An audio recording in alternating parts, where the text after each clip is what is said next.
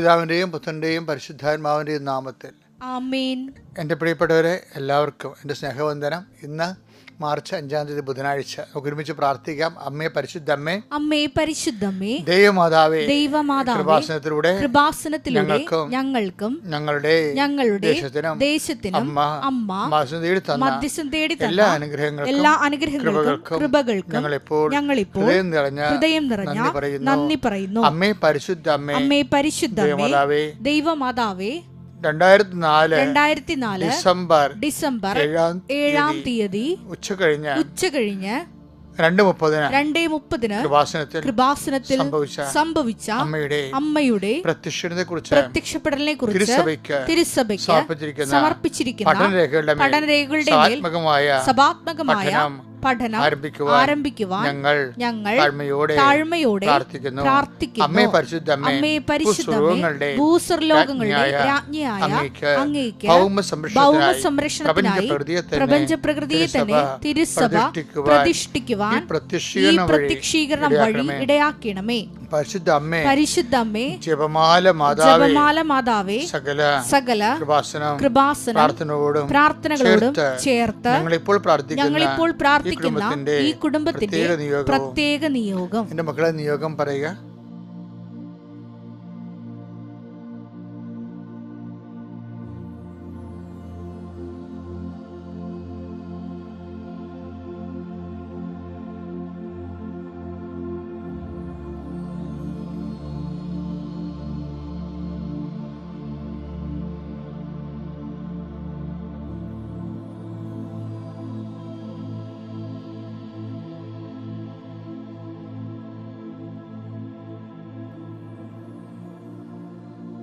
അമ്മയുടെ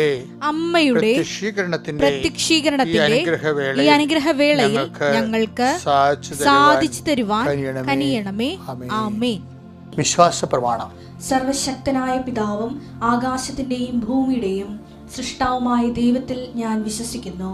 അവിടുത്തെ ഏകപുത്രനും ഞങ്ങളുടെ കർത്താവുമായ ഈശോമിശിഹായിലും ഞാൻ വിശ്വസിക്കുന്നു.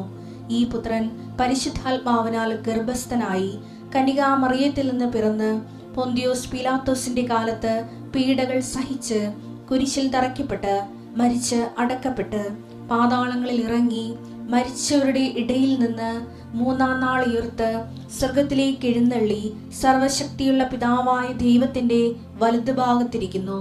അവിടെ നിന്ന് ജീവിക്കുന്നവരെയും മരിച്ചവരെയും വിധിക്കുവാൻ വരുമെന്നും ഞാൻ വിശ്വസിക്കുന്നു. പരിശുദ്ധാത്മാവിലും ഞാൻ വിശ്വസിക്കുന്നു. വിശുദ്ധ കത്തോലിക്കാ സഭയിലും പുണ്യവാന്മാരുടെ ഐക്യത്തിലും പാപങ്ങളുടെ മോചനത്തിലും ശരീരത്തിന്റെ ഉയർപ്പിലും നിത്യമായ ജീവിതത്തിലും ഞാൻ വിശ്വസിക്കുന്നു. ആമേൻ. സ്വർഗ്ഗസ്ഥനായ ഞങ്ങളുടെ പിതാവേ, അങ്ങയുടെ നാമം പൂജിതമാകണമേ. അങ്ങയുടെ രാജ്യം വരണമേ. അങ്ങയുടെ തിരുമനസ് സ്വർഗത്തിലെ പോലെ ഭൂമിയിലും ആകണമേ. അന്നു വേണ്ടുന്ന ആഹാരം ഇന്ന് ഞങ്ങൾക്ക് തരണമേ. ഞങ്ങളോട് തെറ്റ് ചെയ്യുന്നവരോട് ഞങ്ങൾ ക്ഷമിക്കുന്നത് പോലെ ഞങ്ങളുടെ തെറ്റുകൾ ഞങ്ങളോടും ക്ഷമിക്കണമേ. ഞങ്ങളെ പ്രലോഭനത്തിൽ ഉൾപ്പെടുത്തരുതേ, തിന്മയിൽ ഞങ്ങൾ രക്ഷിക്കണമേ. ആമേൻ. നന്മ നിറഞ്ഞ മറിയമേ, സ്വസ്തി. കർത്താവ് അങ്ങയുടെ കൂടെ സ്ത്രീകളിൽ അങ്ങ് അനുഗ്രഹിക്കപ്പെട്ടവളാകുന്നു. അങ്ങയുടെ ഉദരത്തിൻ ഫലമായി ഈശോ അനുഗ്രഹിക്കപ്പെട്ടവനാകുന്നു. പരിശുദ്ധ മറിയമേ, തമ്പുരാന്റെ അമ്മേ, പാപികളായ ഞങ്ങൾക്ക് വേണ്ടി ഇപ്പോഴും ഞങ്ങളുടെ മരണസമയത്തും തമ്പുരാനോട് അപേക്ഷിക്കണമേ. ആമേൻ. എൻ്റെ കർത്താവേ, നിന്റെ ഉന്നതമായ നാമത്തിന് സ്വസ്ഥം ചെയ്യുന്നു. കർത്താവേ, ഇന്ന് സഭയിലെ എല്ലാ സഭകളിലും നോൻപ് ആരംഭിച്ച് ഞങ്ങൾ നോൻപിലേക്ക് പ്രവേശിക്കുകയാണ്. നോൻപിൻ്റെ ആവശ്യപ്പെടുന്ന വിശുദ്ധീകരണം ഞങ്ങളുടെ വ്യക്തികൾക്കും കുടുംബങ്ങൾക്കും നൽകുവാൻ ഇടയാക്കണമെന്ന് പ്രാർത്ഥിക്കുന്നു. കർത്താവ്, നോൻപിൻ്റെ ജാഗ്രതയോടെ ജീവിക്കുവാനും ദൈവസ്നേഹത്തെ വളരുവാനും സുവിശേഷ സാക്ഷികളാകുവാനും സഭയെ ശുദ്ധീകരിക്കുകയും വിശുദ്ധീകരിക്കുകയും ശക്തിപ്പെടുത്തുകയും ചെയ്യുവാൻ അമ്മ പരിശുദ്ധ അമ്മ ദൈവമാതാവേ, സഭയ്ക്ക് വേണ്ടി അമ്മ മാധ്യസ്ഥം വഹിക്കണമേ. എൻ്റെ കർത്താവിൻ്റെ ഉന്നതമായ നാമത്തിൽ സഭയുടെ അധികാരത്തെക്കുറിച്ച് അടയാള ദൈവശക്തിയാൽ ഞാൻ പരീക്ഷ എഴുതുന്ന എല്ലാ മക്കളെയും സമർപ്പിച്ച് പ്രാർത്ഥിക്കുന്നു. പരീക്ഷ എഴുതിപ്പോയ പരീക്ഷകളെല്ലാം കർത്താവിൻ്റെ കൈകളിലാണ്. അത് എറിഞ്ഞുപോയ കല്ല് പോലെയാണ്. അതിനെ നിയന്ത്രിക്കണം, നയിക്കേണ്ടത്, ഉന്നതമായ വിജയം നൽകിക്കൊണ്ട് അനുഗ്രഹിക്കേണ്ടതും ഞങ്ങളുടെ കഴിവിനേക്കാൾ ഉപരി അങ്ങയുടെ കൃപ കൊണ്ടാണെന്ന് ഞങ്ങൾ മനസ്സിലാക്കിക്കൊണ്ട് അങ്ങയുടെ ദൃശ്യനദിയിൽ എഴുതിപ്പോയ എല്ലാ പരീക്ഷകളെയും സമർപ്പിച്ച് പ്രാർത്ഥിക്കുന്നു. കർത്താവ്, പുതിയ പരീക്ഷ എഴുതാൻ +1 ഒരുങ്ങുന്നുണ്ട് ഈശോയെ. അവരെയും സമർപ്പിച്ച് പ്രാർത്ഥിക്കുന്നു. എൻ്റെ കർത്താവിൻ്റെ ഉന്നതമായ നാമത്തിൽ പരീക്ഷ വിദ്യാർത്ഥികളെല്ലാം കർത്താവിന് അനുഗ്രഹിക്കപ്പെടട്ടെ. അവരുടെ കുടുംബങ്ങൾ അനുഗ്രഹിക്കപ്പെടട്ടെ. അവരുടെ ബുദ്ധി, ബോധം, ഓർമ്മ, ശക്തി, ഓർമ്മയിൽ നിന്ന് പ്രതിഫലിപ്പിക്കാനുള്ള കഴിവ് എല്ലാം കർത്താവിൻ്റെ നാമത്തിൽ അനുഗ്രഹിക്കപ്പെടട്ടെ. എൻ്റെ കർത്താവിൻ്റെ ഉന്നതമായ നാമത്തിൽ ബിസിനസ് ചെയ്യുന്നവരെ, അത് ജോലി ചെയ്യുന്നവർ, കൂലി ചെയ്യുന്നവർ എല്ലാവരുടെയും മേൽ കർത്താവിൻ്റെ കരുണ കർത്താവെ പല കാര്യത്തിലും പലതരത്തിലും സാമ്പത്തികമായ മാന്ദ്യവും സാമ്പത്തികമായ സങ്കടങ്ങളൊക്കെ അനുഭവിക്കുന്നവരും സാമ്പത്തികമായ കടങ്ങളിൽ പെട്ടുപോകുന്നവരും കർത്താവെ അങ്ങനെ പലതരത്തിലുള്ള വ്യക്തകൾ അനുഭവിക്കുന്നവരുണ്ട്. ഈശോയെ ഒന്നുകൂടെ 1:4 പ്രാർത്ഥിക്കുന്നു. Help those who have all kind of troubles. കൃപാസനത്തിൻ്റെ ആപ്തവാക്യമാണത്. എല്ലാ തരത്തിലും വിഷമം അനുഭവിക്കുന്നത് സഹായിക്കാൻ വേണ്ടി പരിശുദ്ധ അൾത്താറെ പ്രത്യക്ഷപ്പെട്ട ലോകത്തിൻ്റെ അപൂർവമായ സ്ഥലമാണ് കൃപാസനത്തിൻ്റെ അൾത്താര. ഓർത്തുകൊണ്ട് അമ്മയുടെ പ്രത്യക്ഷനെ ഓർത്തുകൊണ്ടും ഇന്നീ പ്രാർത്ഥനയിൽ പങ്കെടുക്കുന്ന 10,000-കണക്കിന് മനുഷ്യരോട് അമ്മ അലിവ് തോന്നണമേ. അവർക്ക് വേണ്ടി മധ്യസ്ഥം വഹിക്കുന്ന വീടില്ലാത്തവരുണ്ട്, സ്ഥലമില്ലാത്തവരുണ്ട്, വീട്ടിൽ സമാധാനം ഇല്ലാത്തവരുണ്ട്, വൈവാഹിക ജീവിതത്തിൽ തകർച്ചയുള്ളവരുണ്ട്. കർത്താവെ അതിനേക്കാളുപരി കർത്താവ് പിരിഞ്ഞു പോകാൻ പോകുന്നവരുണ്ട്. എൻ്റെ കർത്താവ് ഒരുമിച്ച് ജീവിക്കാൻ ആഗ്രഹിക്കുന്നവരുണ്ട്. എല്ലാവരെയും പ്രാർത്ഥന സഹായിക്കണം. പ്രാർത്ഥിക്കുന്നു. ജോലി നഷ്ടപ്പെടാൻ പോകുന്നവർ, പിരിച്ചുവിടപ്പെട്ടവർ, അത് വീണ്ടും തിരിച്ചെടുക്കപ്പെടുന്നതിന് കർത്താവിൻ്റെ കരുണ അവരൊക്കെ ലഭിക്കുന്നതിന് വേണ്ടി പ്രാർത്ഥിക്കുന്നു. എൻ്റെ കർത്താവിൻ്റെ ഉന്നതമായ നാമത്തിൽ സാമ്പത്തിക ബാധ്യത കൊണ്ട് കടങ്ങൾ കൊണ്ടും പുരയിടങ്ങൾ വിൽക്കാൻ പോകുന്നവരും അതുപോലെ തന്നെ പലതരത്തിൽ ജപ്തിനോട് ഭീഷണിയെ നേരിടുന്നവരുണ്ട്. കർത്താവ് അവരെല്ലാം ഈ പ്രാർത്ഥന പരിധി കൊണ്ടുവരുന്നു. അവരെല്ലാം നീ ആശീർവദിക്കണമേ, അനുഗ്രഹിക്കണമേ പ്രാർത്ഥിക്കുന്നു. എൻ്റെ കർത്താവിൻ്റെ ഉന്നതമായ നാമത്തിൽ അമ്മമാരെ ആശീർവദിക്കുന്നു. എൻ്റെ കർത്താവിൻ്റെ ഉന്നതമായ നാമത്തിൽ ഗർഭിണികളെ ആശീർവദിക്കുന്നു. എൻ്റെ കർത്താവിൻ്റെ ഉന്നതമായ നാമത്തിൽ ഈ ആഴ്ചയിൽ ഒരു കുഞ്ഞിന് ജന്മം നൽകാൻ വേണ്ടി ആശുപത്രി കഴിയുന്ന പ്രസവത്തിന് വേണ്ടി ആശുപത്രി കഴിയുന്ന അമ്മമാരെ കുറിച്ച് പ്രാർത്ഥിക്കുന്നു. എൻ്റെ കർത്താവിനുമായ നാമത്തിൽ വിവാഹത്തിൽ ഒരുങ്ങുന്ന കുറിച്ച് പ്രാർത്ഥിക്കുന്നു.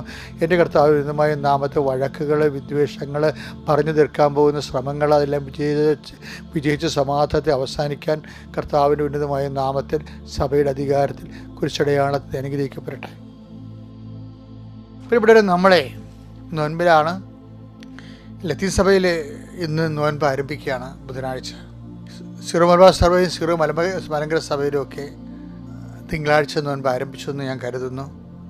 ചില സഭകളിൽ തന്നെ ബുധനാഴ്ചയാണ് നോൻപ്. എനിവേ നമ്മൾ സഭ ഒരുമിച്ച് നോൻപിലേക്ക് പ്രവേശിക്കുകയാണ്. നോൻപിൻ്റെ പെട്ടകത്തിലേക്ക് നോഹയുടെ കൂടെ എല്ലാ നല്ല മൃഗങ്ങളുടെ കൂടെ ചീത്ത മൃഗങ്ങൾ പ്രവേശിച്ചതുപോലെ നോൻപ് കാലത്ത് പ്രത്യേക പിശാചുകൾ ഇറങ്ങി സൂക്ഷിച്ചേക്കണം. സഭയ്ക്ക് കൂടുതൽ പ്രയാസങ്ങൾ ഉണ്ടാകുന്നത് പലപ്പോഴും നോൻപ് കാലത്താണെന്ന് മറന്നു പോകരുത്. കഴിഞ്ഞ കാലത്ത് കുറേ കാലത്തെ ഹിസ്റ്ററി നമ്മുടെ മുമ്പിലുണ്ട്.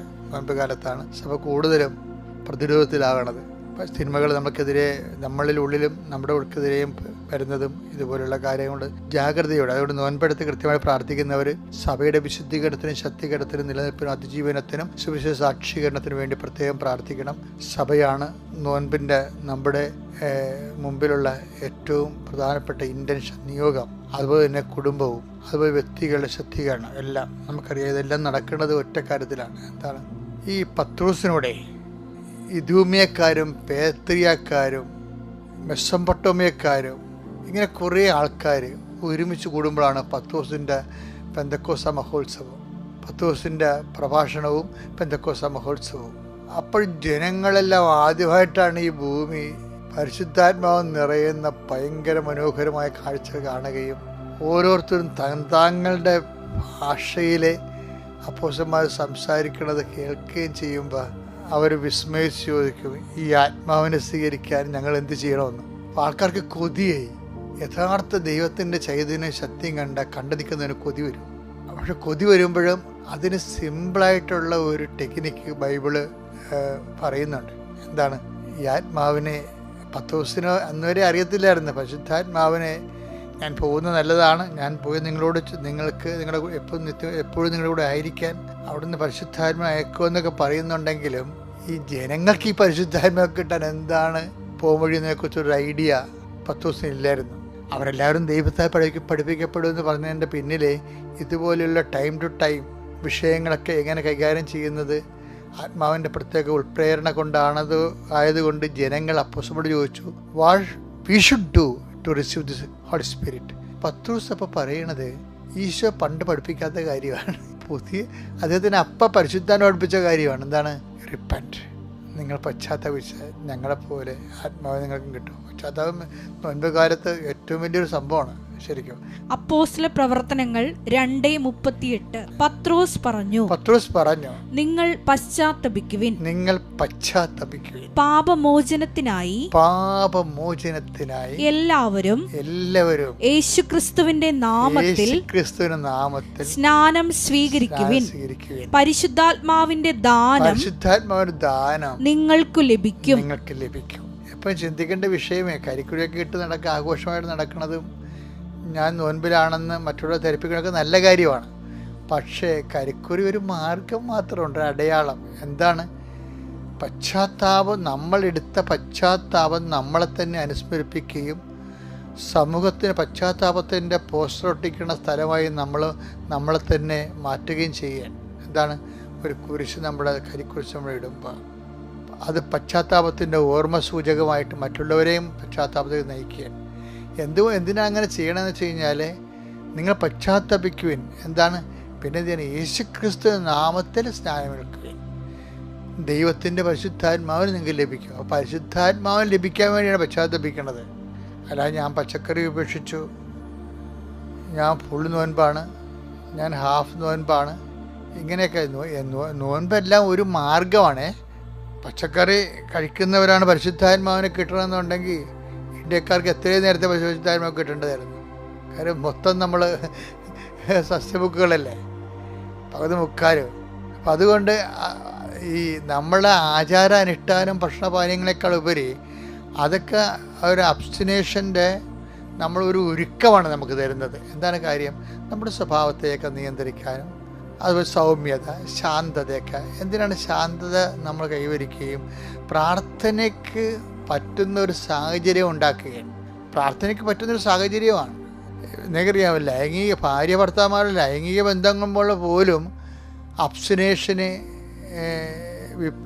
വിധേയമാക്കണമെന്ന് പൗലോസ് പറയുന്നുണ്ട്. അതായത് പരസ്പരം ഒരു ധാരണയിൽ കുറച്ച് നാളത്തേക്ക് പ്രാർത്ഥിക്കാം എന്ന് തോന്നിയാൽ പരസ്പരമുള്ള അവകാശങ്ങൾ പരസ്പരം വേണ്ടെന്ന് വെക്കാവുന്നതാണെന്ന് പറയുന്നില്ലേ? അപ്പോൾ അതാണ് നോൻപെന്ന് പറയണത്. Take the word of God. 1 കൊരിന്തോസ് 7:5. പ്രാർത്ഥനാ ജീവിതത്തിനായി. ഇതാണ് പ്രാർത്ഥനാ നോൻപ് കാലത്തുള്ള ചിന്തയാണ് കേട്ടോ. പ്രാർത്ഥനാ ജീവിതത്തിനായി ഇരുവരും തീരുമാനിക്കുന്ന.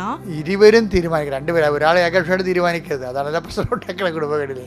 കുറെ കാലത്തേക്കല്ലാതെ. ബൈബിൾ എന്ത് രസമാണല്ലേ, ഇരുവരും തീരുമാനിക്കണമെന്നാണ്. അല്ലാതെ കാര്യം ഭർത്താവിന്റെ ശരീരത്തിന് ഭാര്യയ്ക്കാണ് അവകാശം എന്ന് പറയുന്നുണ്ട്. 1 കൊരിന്തോസ് 7:4. ഭാര്യയുടെ ശരീരത്തിന്മേൽ. ഭാര്യയുടെ ശരീരത്തിനുമേൽ അവൾക്കല്ല അധികാരം, ഭർത്താവിനാണ്. അതുപോലെ തന്നെ ഭർത്താവിന്റെ ശരീരത്തിന്റെ മേൽ അവനല്ല ഭാര്യയ്ക്കാണ് അധികാരം. കാര്യം അതുകൊണ്ട് തന്നെയാണ് അവിശ്വസ്തത കാണിക്കുന്ന പുരുഷനും സ്ത്രീയും പരസ്പരം. അതുകൊണ്ട് ആരാണ്? ഭർത്താവാണ് അവിശ്വസ്തത കാണിക്കണമെങ്കിൽ ഭാര്യയ്ക്ക് ശാഠ്യം പിടിക്കാനും ശാസിക്കാനും അതുപോലെ തന്നെ നടപടികൾ സ്വീകരിക്കാനും അവൾ ബാധ്യതയാണ്. എന്താ കാര്യം? അവളുടെ ആ വിവാഹം എന്ന കുദാശ വഴി ഭർത്താവിൻ്റെ ശരീരത്തിന് മേൽ അവകാശം അവൾക്കാണ്. വേറെ വഴിയെ പോണവളൊക്കെ കയറി അവകാശം സ്ഥാപിക്കുമ്പോൾ സ്വാഭാവികമായിട്ടും നമുക്ക് ദൈവതിരുസന്നിധിയിൽ ആ മനുഷ്യനെ പിന്തിരിപ്പിച്ച് കൊണ്ടുവരാനുള്ള കടപ്പാട് നമുക്ക് ബാധ്യതയുണ്ട്. നേരെ തിരിച്ചു അങ്ങനെ സംഭവിക്കാം. പ്രാർത്ഥനാ ജീവിതത്തിനായി ഇങ്ങനെ. അപ്പൊ രണ്ടുപേർക്കും പരസ്പരം അവകാശമുണ്ട്. പക്ഷേ പ്രാർത്ഥനാ ജീവിതത്തിനായി ഇരുവരും തീരുമാനിക്കുന്ന. രണ്ടുപേരും ഒരുമിച്ച് തീരുമാനിക്കുന്ന. അങ്ങനെ തീരുമാനിക്കണം നല്ലതാണ് കേട്ടോ നോൻപ് കാലത്ത്. കാര്യം ദൈവവുമായിട്ട് ഏകാഗ്രതയിൽ പ്രാർത്ഥനയിലും ചിന്തയിലും ധ്യാനത്തിലും വൈകാരികമായിട്ട് ഡിസ്റ്റർബൻസ് ഉണ്ടാകാത്ത രീതിയിലുള്ള ഒരു സാഹചര്യം നോൻപിൽ നമ്മൾ സൃഷ്ടിച്ചെടുക്കേണ്ടതുണ്ട്. കുറെ കാലത്തേക്കല്ലാതെ. കുറെ കാലത്ത് നോൻപ് കാലം, കുറെ കാലത്തേക്കല്ലാതെ പരസ്പരം നൽകേണ്ട അവകാശങ്ങൾ. അത് കഴിഞ്ഞിട്ട് ചില സ്ത്രീകൾക്ക് ചില അസുഖങ്ങളുണ്ട്. ഭർത്താവിനെ പരിധിക്ക് നിർത്താൻ വേണ്ടി ശാരീരികമായ ബന്ധം നിഷേധിക്കും. അതുവഴി ഭയങ്കര പ്രശ്നങ്ങളല്ലേ ഓരോ കുടുംബങ്ങളിൽ നടക്കുന്നത്. നേരെ തിരിച്ച് സംഭവിക്കും. എനിക്ക് ഒത്തിരിയേറെ വിഷയങ്ങൾ അറിയാം ഈ വിഷയത്തിൽ. എന്ന് വെച്ച് കഴിഞ്ഞാൽ ഭർത്താവ് ഭാര്യയുടെ അവകാശങ്ങൾ സാധിച്ചു കൊടുക്കാത്തൊരു കുടുംബമുണ്ട്. ഇതെല്ലാം പാപത്തിൻ്റെ വിഷയത്തിലാണ് സഭ വിശുദ്ധ ഗ്രന്ഥം കാണുന്നത്. അതുകൊണ്ട് ദൈവത്തെ മറന്ന് നിങ്ങൾ ജീവിക്കാതിരിക്കാൻ പ്രത്യേകം ശ്രദ്ധിക്കണം. എന്നെ കേൾക്കുന്ന ഒത്തിരി ആൾക്കാർ അക്രൈസ്തവ സഹോദരങ്ങളുണ്ട്. അപ്പോൾ അവർ ചോദിക്കും, അച്ഛാ ഇത് നിങ്ങൾ ക്രിസ്ത്യാനികളുടെ നോൻപല്ലേ, ഞങ്ങൾക്കിത് എന്താ ബാധകം? അതായത് നിങ്ങൾക്കറിയാവോ, ഞാൻ ആദ്യം തുടങ്ങിയത് എങ്ങനെയാണ്? തുടങ്ങിയത് മുമ്പിൽ ഈ ജനങ്ങൾ ഏത് ജനങ്ങളാണ് ശരിക്കും പറഞ്ഞാൽ പത്രോസിനോട് ചോദിക്കണത്, ഞങ്ങൾക്ക് ഈ ആത്മാവിനെ പരിശുദ്ധ കിട്ടാൻ എന്താ മാർഗമെന്ന്? അക്രൈസ്തവരാണ് ചോദിക്കുന്നത്. ഇദ്യുമേക്കാർ, പെർത്തേക്കാർ, മെസ്സപ്പൊട്ടേമിയക്കാർ, ഗ്രീക്കുകാർ, അവരെ യഹൂദരല്ല. അതായത് ജനത്തിൻ്റെ കോമൺ ക്വസ്റ്റ്യനാണ്. അപ്പം അതുകൊണ്ട് തന്നെ എല്ലാവരുടെയും ചോദ്യമാണ്. അപ്പം അതുകൊണ്ട് തന്നെയാണ് ജോയലിൻ്റെ ദീർഘദർശനം എന്താണ്? ഈ ആത്മാവിനെ അന്നാളുകളിൽ ഞാൻ എല്ലാവർക്കും നൽകും. Take the word of God. Joel 2:28. അന്ന് ഇങ്ങനെ സംഭവിക്കും, എല്ലാവരുടെയും മേൽ എന്റെ ആത്മാവിനെ ഞാൻ വർഷിക്കും. അപ്പൊ എല്ലാവർക്കും, യഹൂദന്മാർക്ക് മാത്രമല്ല, ലോകത്തിലുള്ള എല്ലാ മനുഷ്യരുടെയും മേൽ ആത്മാവിനെ, ആരെല്ലാം പശ്ചാത്തപിക്കുന്നുവോ, ആരെല്ലാം യേശു ക്രിസ്തുവിന്റെ നാമത്തിലെ, അതായത് എനിക്ക് പകരക്കാരനായിട്ട് എൻ്റെ പാപത്തിന് പരിഹാരം ക്രിസ്തു കുരിശ് ചെയ്തെന്ന് ആര് വിശ്വസിച്ചാലും അവന് അതിൻ്റെ പേരിൽ അവൻ പശ്ചാത്തപിക്കുകയാണെന്നുണ്ടെങ്കിൽ, പാപത്തെ വെറുത്ത് ജീവിക്കാൻ തയ്യാറാണെന്നുണ്ടെങ്കിൽ അവൻ്റെ മേലെ ആത്മാവിനെ കിട്ടുമെന്നാണ് പറയണത്. ഇതെല്ലാം വിശുദ്ധ ഗ്രന്ഥത്തിൽ കൃത്യമായിട്ട് ദൈവം നമുക്ക് നൽകിയിട്ടുള്ള അരുളപ്പാടുകളാണ്. അപ്പം ദൈവത്തിൻ്റെ വചനത്തോട് പരമാവധി ഓരോ വിഷയം, ഇപ്പം ഞാനൊരു വിഷയം പറഞ്ഞില്ലേ, അതുപോലെ ഓരോ വിഷയങ്ങൾക്കും ദൈവത്തിൻ്റെ വചനത്തോട് ചേർത്ത് വെച്ച് ജീവിതത്തെ വിശുദ്ധീകരിച്ച് ശക്തീകരിക്കാൻ ഈ നോൻപുകാലം ദൈവം നിങ്ങളെ സഹായിക്കട്ടെ. Praise the lord. അത്യപൂർവ ദൈവാനുഭവങ്ങൾ ഇനി നിങ്ങൾക്കും സ്വന്തം. ഈ യൂട്യൂബ് ചാനൽ ഇതുവരെ സബ്സ്ക്രൈബ് ചെയ്തിട്ടില്ലെങ്കിൽ ഇപ്പോൾ തന്നെ സബ്സ്ക്രൈബ് ചെയ്യുക. ഈ വീഡിയോ ഇപ്പോൾ തന്നെ നിങ്ങളുടെ സുഹൃത്തുക്കൾക്ക് ഷെയർ ചെയ്തുകൊണ്ട് കർത്താവിൻ്റെ പ്രേക്ഷിതരാകുക.